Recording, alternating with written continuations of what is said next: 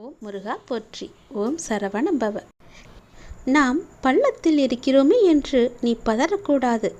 சொடக்கு போடும் நேரத்தில் உன்னை உச்சாணி கொம்பிற்கு கொண்டு வந்து விடுவேன். கவலைப்படாமல் இரு.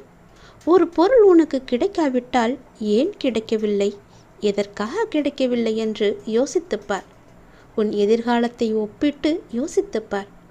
உன் போல் இருந்தவர்களின் எதிர்காலம் இப்போது எப்படி இருக்கிறது என்பதை கேட்டு தெரிந்து கொண்டு யோசித்துப்பார். அப்போது காரண காரியம் உனக்கு புரியும். உன்னிடம் உள்ள பிரச்சனை உனக்கு தைரியம் கிடையாது, வைராக்கியம் கிடையாது. அப்படி அதெல்லாம் இருந்திருந்தால் உன் லட்சியத்தை நீ அடைய முயற்சி செய்திருப்பாய். ஆனால் உன் தோல்வியை நினைத்து தாழ்வு மனப்பான்மை அடைந்து அதிலிருந்து தப்பிக்க பிரச்சனைகளை நீ வளர்த்து கொண்டாய். நீ சொன்னதை நான் கேட்க வேண்டும் என்று அடம் பிடிக்கின்றாய் அல்லவா? நான் சொல்வதை கொஞ்சம் நீ கேள். உன் எதிர்காலம் நன்றாக இருந்தால்தான் எனக்கு பெருமை. நீ வாழ்வாங்கு வாழ வேண்டும். நிச்சயம் வாழ்வாய். என் வாக்கு உனக்கு புரிந்ததா? நியாயமான கோரிக்கைகளை நீ என்னிடம் வைத்து கொண்டே இருக்கின்றாய். அந்த நியாயமான கோரிக்கைகளை நிறைவேற்றதானே நான் இருக்கின்றேன். நீ எது கேட்டாலும் உனக்கு தருவதற்கு உன்னுடைய அப்பா நான் இருக்கின்றேன்.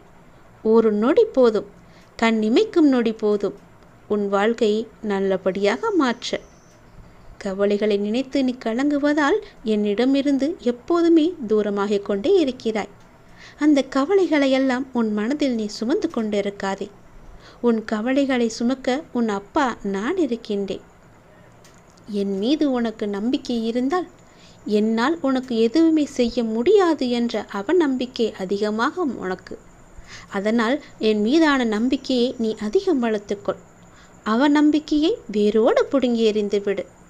என்னால் முடியும், என்னால் முடியாத காரியம் என்று எதுவுமே இருக்காது. அப்படி இருக்கும்போது உன்னுடைய வேண்டுதலை நிறைவேற்ற நான் ஏன் காலதாமதம் செய்கிறேன் என்று கொஞ்சம் நீ யோசித்துப்பார். எல்லாம் எனக்கு தெரியும், எதை எப்போது எந்த நிமிடத்தில் உனக்கு தர வேண்டும் என்று. அந்த நொடியே நான் உனக்கு தருவேன். அதுவரை காலதாமதமானாலும் உன் அப்பா மீது கோபப்படாதே. எது செய்தாலும் உன்னுடைய நன்மைக்காக மட்டும்தான் நான் செய்து கொண்டிருக்கின்றேன். இப்படியே வீழ்ந்தே கிடைப்பேன் என்று நீ பயந்து பலத்தில் இருக்கிறோமே என்று பதறிக்கொண்டிருக்கின்றாய். எதற்கும் துணிந்து நீ இறங்கிவிட்டால் உன்னால் முடியாத காரியமென்று எதுவுமே இருக்காது. ஏனென்றால் உனக்கு பக்க பலமாக உற்ற துணையாக உன் அப்பா நான் இருக்கின்றேன். சொடக்கு போடும் நேரத்தில் உன்னை உச்சாணி கொம்பிற்கு கொண்டு வந்து விடுவேன்.